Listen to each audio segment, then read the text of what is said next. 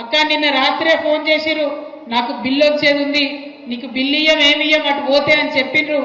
అయినా సరే ఎదిరించి ఇవాళ నేను ఈ సభకు మీ దగ్గరకు వచ్చినా అని వారి యొక్క పోరాట పటిమను చూపించినందుకు తమ్ముళ్ళకు కూడా ధన్యవాదాలు చెప్తా ఉన్నా.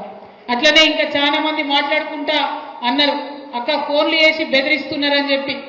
అన్న జుబేర్ అన్న ధైర్యంగా ఉండు, ఎవరెవరు బెదిరిస్తున్నారో వాళ్ళ పేర్లు బరాబర్ పింక్ బుక్ లో రాస్తాం, ఇడిచిపెట్టేదైతే ఉండదు, అందులో ఏమీ ఆలోచించద్దు.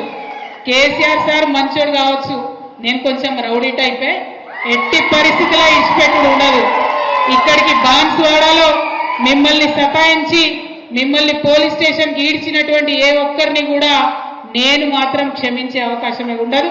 పింక్ బుక్ బరాబర్ పెడతాం, అందులో పేర్లు రాస్తాం. అది అధికారులు కావచ్చు, నాయకులు కావచ్చు, ఎవరిని కూడా వదిలిపెట్టాం. ఎందుకంటే మనం అధికారంలో ఉన్నప్పుడు అరాచకం చేయలేదు, ప్రజలకు మంచి చేసినాం, అభివృద్ధి చేసినాం. ఇవాళ మీరు పార్టీ మారినంత మాత్రాన ఈ గులాబీ కండువానేదో గదరించి పెడదాం, భయపెట్టించి పెడదాం అనుకుంటే మీ తాట సప్పులకు భయపడేవాళ్ళు ఎవరు లేరు. మీ తాత, మీ ముత్త, మీ జేజమ్మ దిగొచ్చినా కూడా భయపడేటోళ్ళు ఎవరు లేరన్న విషయాన్ని మీ అందరికి కూడా సభాముఖంగా నేను తెలియజేస్తా ఉన్నాను.